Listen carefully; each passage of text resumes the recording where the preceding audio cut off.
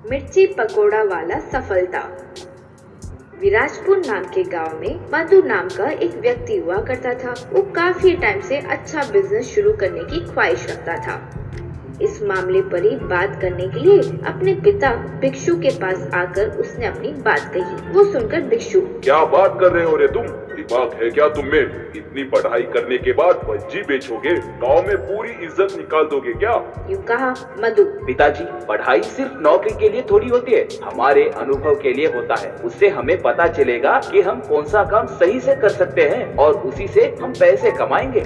मेरी तो ख्वाहिश है कि अच्छे मिर्ची पकोड़ा बेचकर खूब लाभ कमाएंगे। यूँ कहा तब वहीं बगल में खड़ी पत्नी सती से, देखा तुम्हारे बेटे की होशियारी। लगता है मेरी इज्जत मिट्टी में मिलाने के लिए ही पैदा हुआ है। इंजीनियरिंग पढ़ा है और अब कहता है भज्जी बेचेगा। क्या करे, जो करना है करने कहो, लेकिन इस घर में रहने के लिए जगह नहीं है। तुरंत इसे यहाँ से निकलने के लिए कहो। यूँ कहा सती, ओ जी, हर चीज हमारे हिसाब से चले तो कैसे होगा जी? वो करना चाहता है तो एक मौका तो दे सकते हैं ना। भिक्षु, ओहो, माँ का आशीर्वाद है क्या? अब मेरा क्या काम है? बेटा तुम्हें जो करना है करो, लेकिन मेरे घर से निकल जाओ। चाहो तो तुम्हारी माँ को भी साथ ले जाओ। कहकर वहाँ से गुस्से में चले गया। इसकी वजह से मधु कुछ नहीं कर सका और अपने दोस्त जतिन के रूम में जाकर उससे अपनी बात कहा। जतिन को उसका ख्याल अच्छा लगा तो एक जगह को किराए पर लेकर मिर्ची पकोड़ी बंडी सेट किए। पहले तो लोग कम आते थे, लेकिन धीरे धीरे मधु के पकोड़े का स्वाद सबको पसंद आया और लोग दूर दूर से कार लेकर आने लगे। बहुत कम समय में ही वो बहुत मशहूर हो गया।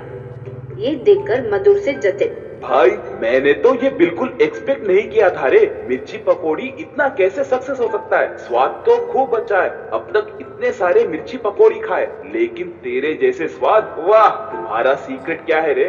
मधु, भाई, इसमें सीक्रेट क्या है? मुझे बचपन से कुकिंग का बहुत शौक है। पढ़ाई करते वक्त इतनी सारी जगह गया ना, तो हर जगह से खाकर रेसिपी में अलग अलग चीजें ट्राई करके आखिरकार ऐसे बनाया। बस लोगों को पसंद आया, इसलिए सफलता मिली। यूँ कहा इतने में वहाँ उस गांव का प्रेसिडेंट आया। अब मधु से प्रेसिडेंट, अरे लड़के, भज्जी अच्छे होंगे, लेकिन इस गांव में तुम्हारी वजह से दूसरे व्यापारी को बहुत नुकसान हो रहा है। इसलिए तुम कल से इस गांव में भज्जी पकोड़ी नहीं बेच सकते। चाहो तो कोई नौकरी पर लग जाओ। अपने जान पहचान वालों से कहता हूँ, क्या कहते हो? तब मधु, देखिए अंकल, आप ऐसे क्यों बात कर रहे हैं और किसके कहने पर कर रहे हैं? मुझे अच्छे से पता है, आपका जनरेशन अलग है, हमारा जनरेशन अलग है। कोई भी काम करो, उसमें क्या है अंकल? मन के हिसाब से काम करेंगे तो जल्दी सफलता मिलेगी। ये मेरे पिताजी से कहिए। यूँ कहा फिर मधु जतिन वहाँ से चले गए।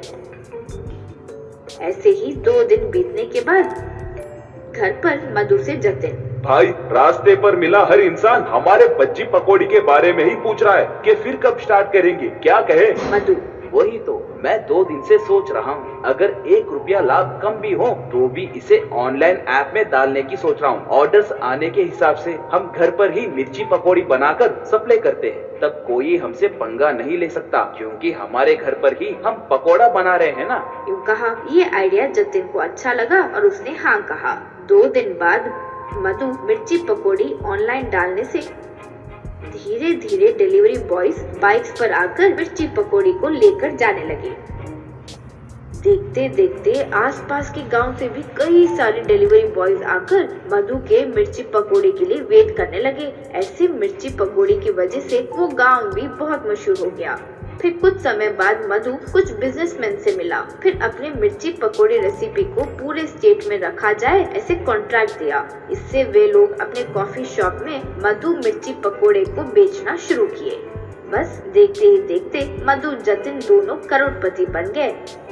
फिर अपने गलती का अंदाजा करते हुए मधु के पिता भिक्षु वहाँ आकर उसकी बहुत प्रशंसा की। मधु की माँ भी वो देखकर बहुत खुश हुई।